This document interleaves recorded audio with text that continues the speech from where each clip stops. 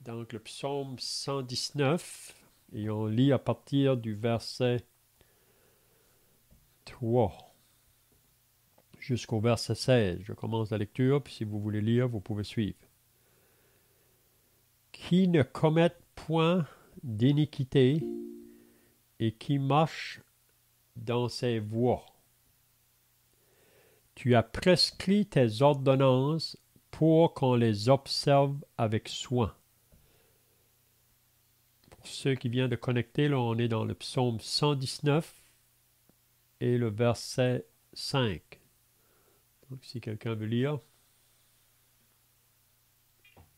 Puissent mes actions être bien réglées, afin que je garde tes statuts, alors je ne rougirai point à la vue de tous tes commandements.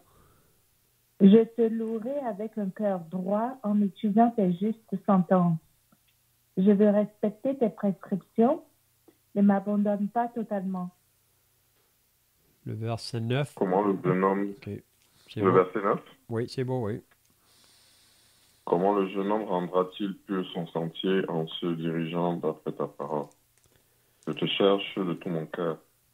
Ne me laisse pas m'égarer loin de tes commandements. Je serre ta parole dans mon cœur afin de ne pas pécher contre toi.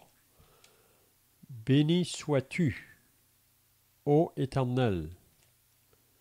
Enseigne-moi tes statuts. De mes lèvres, j'énumère toutes les sentences de ta bouche.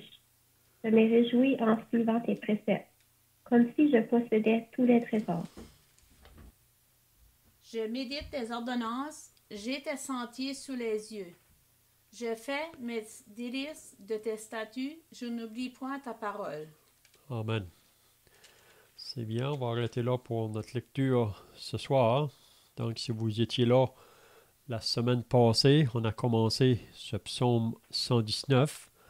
Puis la raison que j'ai voulu prendre ce psaume 119, c'est parce que celui qui a écrit ce psaume, moi je crois que c'est David, c'est pas mentionné, mais je crois que c'est lui. Vraiment, il met beaucoup d'importance à la lecture de la parole de Dieu, l'importance de la parole de Dieu. Puis on dit que dans le psaume 119, il y a 176 versets, puis il y a peut-être juste dans 2 versets où que c'est pas mentionné là, ta parole ou tes préceptes ou tes commandements ou tes ordonnances ou tes statuts. Donc c'est tout en rapport avec la parole de Dieu vraiment. Donc vous savez que on avait dit la semaine passée que le psaume premier nous dit l'homme qui est heureux, c'est l'homme qui met son plaisir dans la loi de l'Éternel ou dans la parole de Dieu et qui la médite jour et nuit. Ça dit qu'il est semblable à un arbre planté près d'un courant d'eau et dont le feuillage ne se flétrit point. Tout ce qu'il fait lui réussit. Donc, on avait dit aussi que le psaume 119 se divise en 22 parties de 8 versets. Puis on dit que le psaume 119, chaque bloc de 8 versets là, commence par une des lettres de l'alphabet hébreu. Il y a 22 lettres dans l'alphabet hébreu. Donc chacune de ces parties-là là, commence avec une de ces lettres-là. Donc qu'est-ce qu'on remarque? Si on va vouloir lire la parole, vouloir l'obéir, on va rencontrer de l'opposition. On voit ça presque tout le long du psaume. Puis la raison qu'on rencontre de l'opposition, c'est parce que nous vivons dans un monde qui est contraire, puis surtout un monde qui est sous la puissance du mal. Donc, vouloir lire la parole, aussi la comprendre, puis ensuite de l'obéir. Faire de cette parole-là notre délice. Comme Jérémie peut dire dans son livre, au chapitre 15, il pouvait dire je dévore ta parole. Ça fait mes délices. Donc, à mesure qu'on va descendre dans le psaume 119, vous allez remarquer ça. Donc, quand il parle à propos de la parole, ça peut être comparé à différents aspects peut-être de qu'est-ce que la parole de Dieu peut faire, mais ça veut tout nous dire un peu la même chose, là, l'importance de s'attacher à la parole de Dieu. Peut-être qu'on peut lire un verset dans Josué, si vous voulez. Josué, juste pour appuyer encore qu'est-ce que je dis là. Josué, au chapitre 1. Si quelqu'un veut lire là, le verset 8 et 9. Josué 1, versets 8 et 9. Que ce livre de la loi ne s'éloigne point de ta bouche, mais dites-le le jour et nuit pour agir fidèlement selon tout ce qui est écrit, car c'est alors que tu auras du succès dans tes entreprises.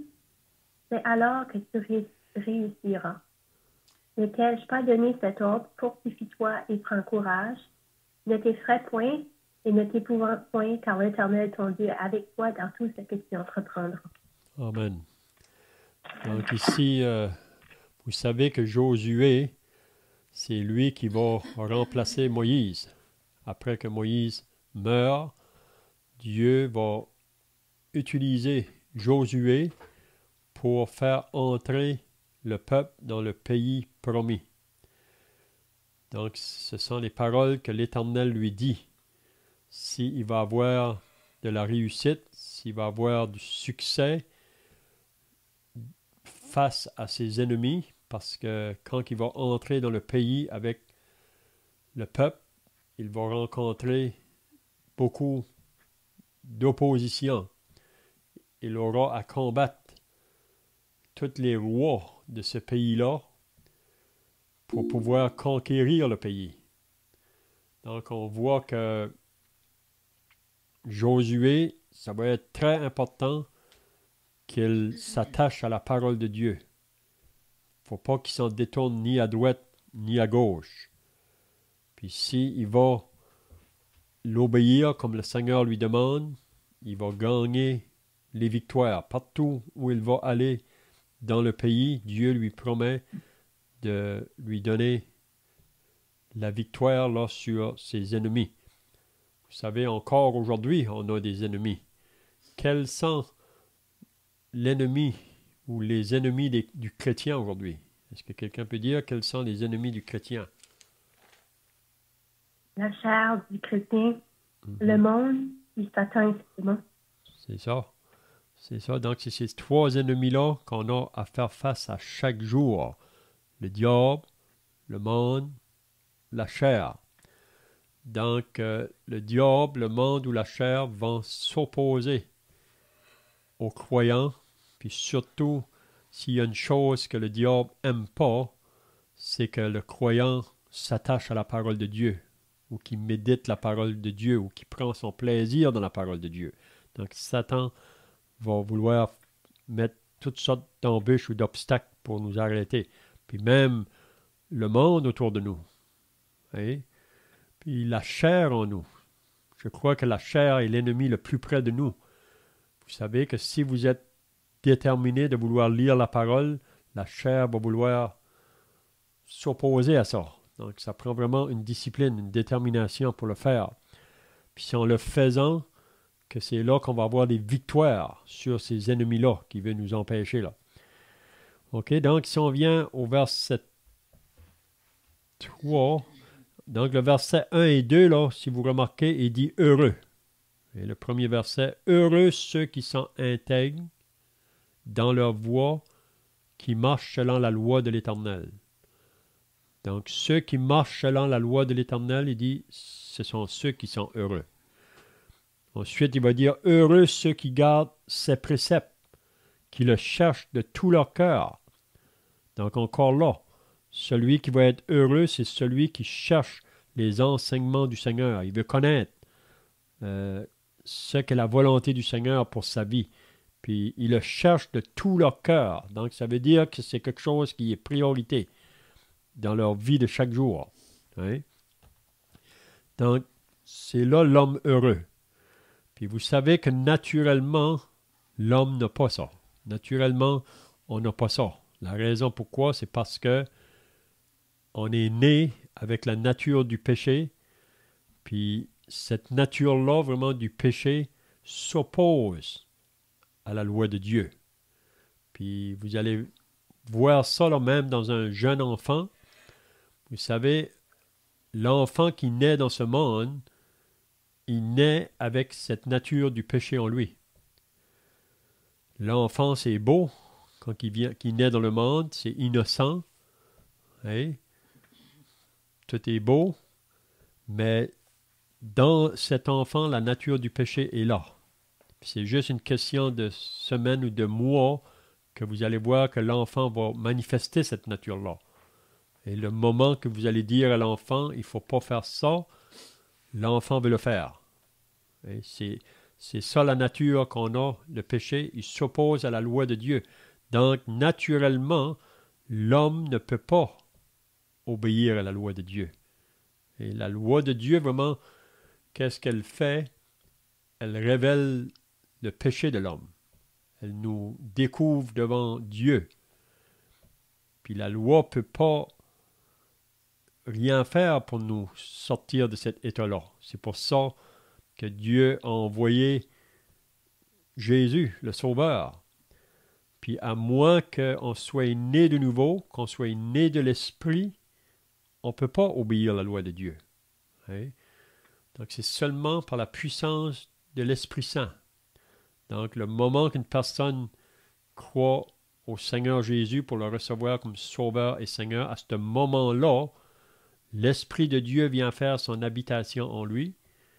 Puis par l'Esprit de Dieu maintenant, si on le laisse agir dans nos vies, si on lui laisse la place dans nos vies, on peut obéir la loi que Dieu nous demande d'obéir. Donc, je ne sais pas si vous avez d'autres pensées ici ou des questions là. Donc, le verset 3, « Qui ne commettent point d'iniquité et qui marche dans ses voies. » Donc, ça, c'est l'homme heureux. Vous voyez, c'est un peu le psaume premier. Hein? Heureux l'homme qui ne marche pas selon le conseil des méchants, qui ne s'arrête pas sur la voie des pécheurs, qui ne s'assit pas en compagnie des moqueurs. Hein? Donc, il cite qui ne commettent point d'iniquité. L'iniquité, c'est vraiment le mal, faire le mal. Mais celui qui est attaché au Seigneur veut s'éloigner du mal. Hein? C'est pas qu'un croyant ne peut plus pécher. Ça, c'est faux. Hein? Parce qu'on a toujours cette nature charnelle qui s'oppose à l'Esprit de Dieu. Mais la seule manière qu'on peut avoir la victoire, c'est comme j'ai dit tout à l'heure, c'est en laissant l'Esprit de Dieu agir.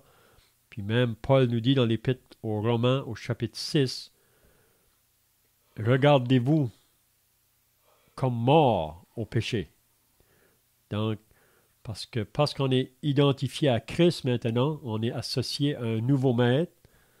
Avant d'être sauvé, on avait le maître péché. Donc, c'est pour ça que c'est lui qui nous conduisait, qui régnait sur nous. Mais maintenant, parce qu'on a un nouveau maître, Christ, lui, il peut nous donner la victoire. Donc, qui ne commettent point d'iniquité et qui marchent dans ses voies. Donc, il marche dans les voies du Seigneur. Vous savez, Jésus a dit dans Matthieu 7, « Ceux qui me disent Seigneur, Seigneur, n'entreront pas tous dans le royaume des cieux, mais celui-là seul qui fait la volonté de mon Père qui est dans les cieux. » Parce que par la suite, là, il va dire qu'il y en a beaucoup au jour du jugement qui vont dire « Seigneur, on a prophétisé en ton nom, on a fait des miracles en ton nom, on a chassé des démons en ton nom. » Jésus va leur dire « Je ne vous ai jamais connu, éloignez-vous de moi, vous qui commettez l'iniquité. » Donc ici, il nous dit « L'homme heureux, celui qui est en Christ, il veut s'éloigner de l'iniquité. » Donc de dire que nous avons le Seigneur, mais qu'on est toujours attiré vers le mal ou qu'on continue toujours dans le mal, Donc Jésus dit, ça c'est faux vraiment. Et qui marche dans ses voies. Le verset 4, tu as prescrit tes ordonnances pour qu'on les observe avec soin. Donc ça veut dire que le croyant, c'est bien à chaque jour, dans la prière, en parlant avec le Seigneur, qu'il puisse nous donner le discernement, la sagesse pour savoir discerner ce qui est bien, ce qui est mal. Donc, il dit qu'il les observe avec soin, donc il veut vraiment faire tout là pour plaire à son Seigneur, pour être agréable au Seigneur. Puissent mes actions être bien réglées. Puis je crois que la parole de Dieu, vraiment, c'est vraiment elle qui peut nous régler dans toutes nos actions. Parce que vous savez, naturellement, on est tendance à prendre des chemins d'égarement ou d'éloignement. Parce que vous savez, on est comparé à des brebis. Puis la brebis, laissée à elle-même, là, elle veut aller en s'éloignant, ou qu'elle veut aller dans d'autres pâturages. Le berger doit toujours chercher à la garder auprès de lui. Donc, puissent mes actions être bien réglées. Donc, c'est comme je disais la semaine passée, il n'y a pas une circonstance qu'on peut passer au travers, là, que la parole de Dieu n'a pas la réponse à nous donner. Et parfois même, c'est dans des décisions qu'on doit prendre. Et on vit dans un monde qui est tellement contraire. Donc, on a besoin de la sagesse de Dieu. Puissent mes actions être bien réglées afin que je garde tes statuts. Donc ici, tes statuts sont encore associés là, comme à la parole de Dieu. Et afin que je garde ta parole, on pourrait dire. Qu'est-ce qu'il dit après? Alors je ne rougirai point à la vue de tous tes commandements. Donc ça veut dire que, en obéissant, je n'aurai pas à rougir. Vous savez, un enfant qui désobéit ses parents, ça peut le faire rougir à un moment donné quand il est découvert. Donc nous, comme enfants de Dieu, si on fait des choses qui sont contraires à la volonté de Dieu, ça peut nous amener à rougir, si on peut dire. Parce que des fois, ça nous fait honte peut-être dans les choses qu'on peut faire. À la vue de tous tes commandements. Alors je ne rougirai point à la vue de tous tes commandements. En voulant dire qu'il va les obéir. Je te louerai dans la droiture de mon cœur, en apprenant les lois de ta justice. Donc c'est toujours la même pensée. Et je te louerai dans la droiture de mon cœur. C'est des paroles qui sont très fortes, ça. Donc c'est vraiment, même on lit dans le proverbe, là, garde ton cœur plus que toute autre chose, car c'est de lui que viennent les sources de la vie. Donc le cœur. Je te louerai dans la droiture de mon cœur en apprenant les lois de ta justice. Je veux garder tes statuts.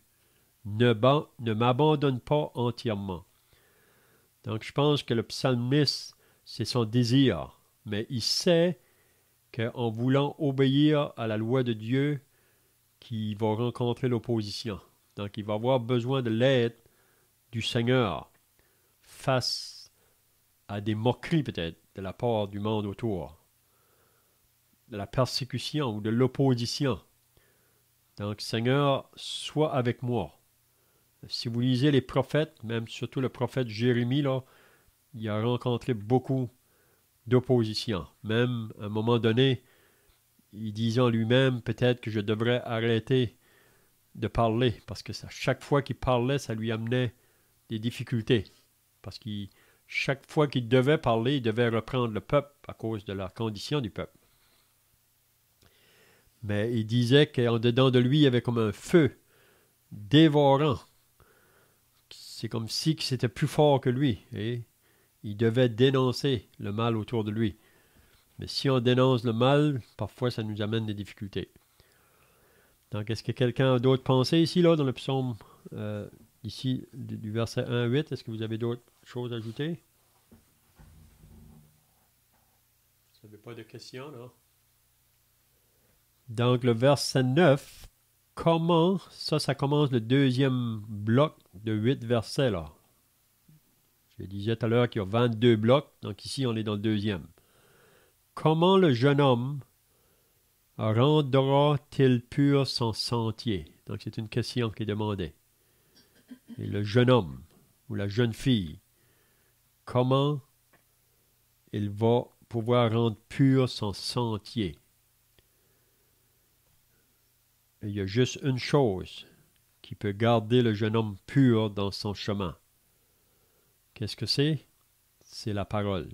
En se dirigeant d'après ta parole. Il n'y a pas d'autre manière. Aujourd'hui, dans le monde, il y a toutes sortes d'instituts qui ont été établis pour essayer de aider les personnes qui sont dans différents liens du péché. Ils ne peuvent pas s'en passer. Vous savez, ils sont addictés à certaines choses. Puis il y a beaucoup d'aide dans le monde. Pour un temps, il est plaçant dans des endroits, on dirait qu'ils vont aller mieux pour un temps, mais ils retombent de nouveau. Mais pour moi, le remède pour que le jeune homme puisse rendre pur son sentier, c'est toujours à la vue de Dieu, ça. C'est pas à la vue du monde. Comment est-ce qu'il va être capable? En se dirigeant d'après ta parole. Donc, la parole est là pour conduire le jeune homme dans son chemin. Si vous vous rappelez de Joseph, quand il a été placé devant une tentation, vous vous rappelez quand il était dans la maison de son maître en Égypte, il était esclave vraiment dans cette maison-là, son maître lui avait confié toute sa maison, parce que tout ce que Joseph faisait, il réussissait. Puis il apportait de la bénédiction même sur son maître, dans toute sa maison.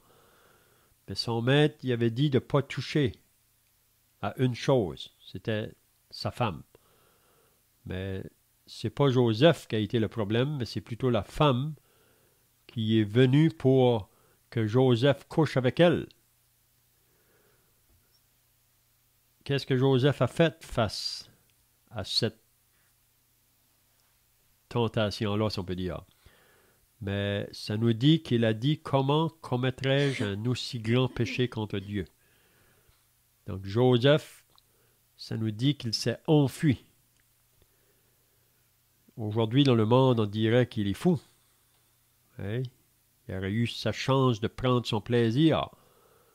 Mais Joseph ne regarde pas à qu'est-ce que le monde pense, mais c'est qu'est-ce que Dieu dit. Et il veut plaire à son Dieu. Donc on peut voir que Joseph, c'est parce qu'il était attaché à la parole de Dieu.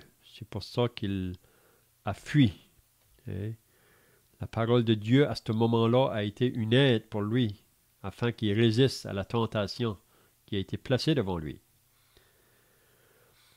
Qu'est-ce qu'il dit au verset 10? « Je te cherche de tout mon cœur. » Donc, le jeune homme cherche.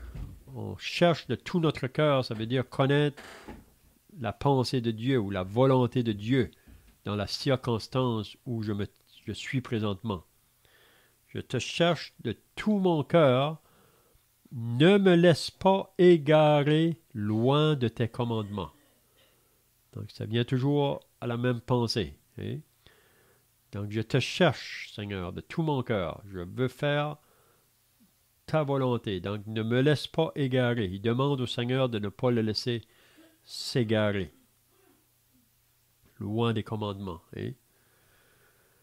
Qu'est-ce qu'il dit au verset 11? Je serre ta parole dans mon cœur, afin de ne pas pécher contre toi. Donc, on voit que la parole est très importante là, de vouloir s'attacher à elle, de vouloir la conserver, si on peut dire. dans notre cœur. Je serre ta parole. Ça veut dire qu'elle est quelque chose de précieuse pour le jeune homme, afin de ne pas pécher contre toi. Parce que quand ce que l'ennemi vient, le diable, avec ses tentations, c'est pour ça que c'est très important qu'on soit bien nourri de la parole, parce qu'elle va être utile quand l'ennemi va venir pour nous tenter. Donc on aura la parole pour résister le diable. C'est un peu comme Jésus dans le désert. Vous savez qu'à chaque tentation, Jésus a utilisé la parole pour chasser le diable qui voulait le détourner de son Dieu. Est-ce que quelqu'un a des pensées ici ou des questions là? Vous vous rappelez de Daniel, quand que Daniel a été emporté à Babylone avec ses amis, Shadrach, Meshach et Abednego.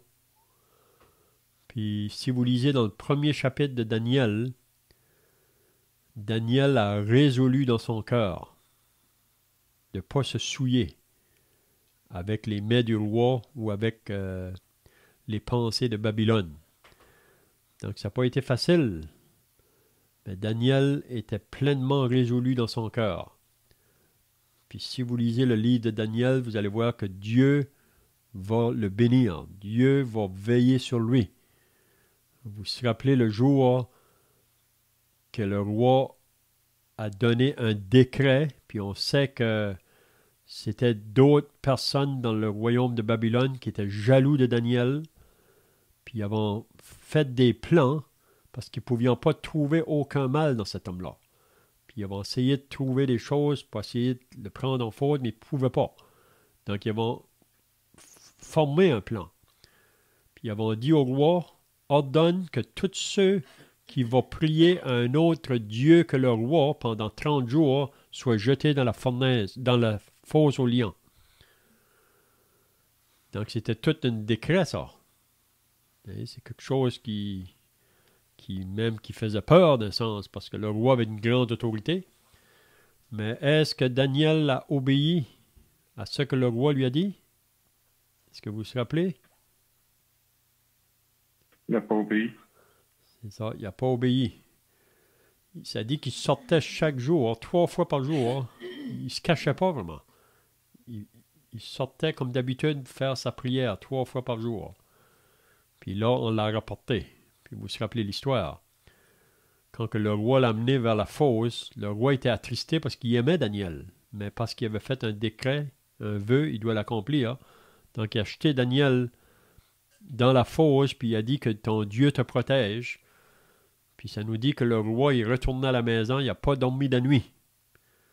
Puis quand il est venu le matin à la fosse, il a demandé, Daniel, ton Dieu t'a-t-il protégé? Daniel a dit, Dieu a envoyé un ange, puis il a fermé la gueule des lions. Puis vous vous rappelez que par la suite, le roi a ordonné à toutes les personnes qui avaient voulu faire du mal à Daniel, là, qu'ils soient jetés dans la fosse. Puis ça nous dit, avant qu'ils en arrivaient dans le fond, les lions les avaient dévorés. Donc, si on fait mal à un serviteur de Dieu, et même Dieu avait dit ça à Abraham, je bénirai ceux qui te béniront, mais je maudirai ceux qui te maudiront. Donc, on voit ça partout dans la parole. Qu'il y a des personnes aujourd'hui qui s'élèvent, qui sont des gens qui paraissent très forts, puis s'opposent à des croyants des fois, même qui sont prêts à leur faire du mal. Mais un jour ou l'autre, à moins qu'ils se repentent, Dieu va intervenir dans leur vie.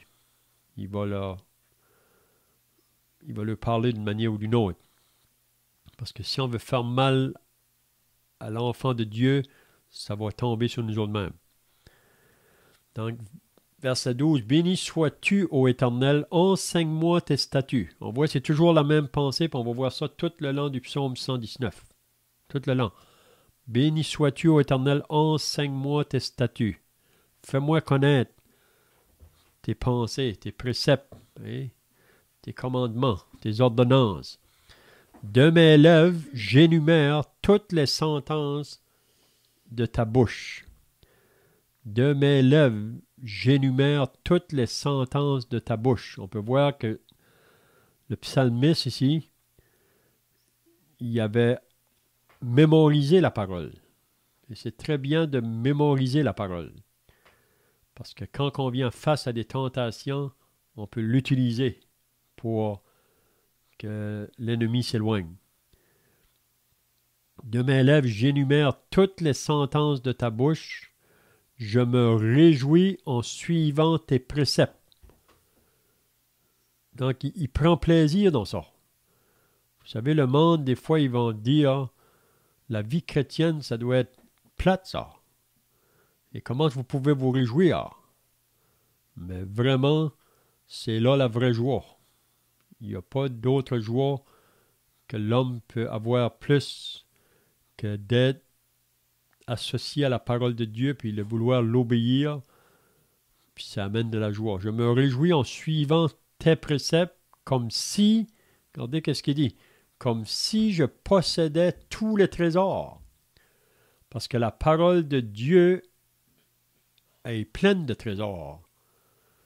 Donc, en ayant la parole, on possède tous les trésors. Si vous voulez lire dans l'Épître aux Colossiens, on va aller voir dans l'Épître aux Colossiens, qu'est-ce que Paul dit là. Colossiens, au chapitre 2.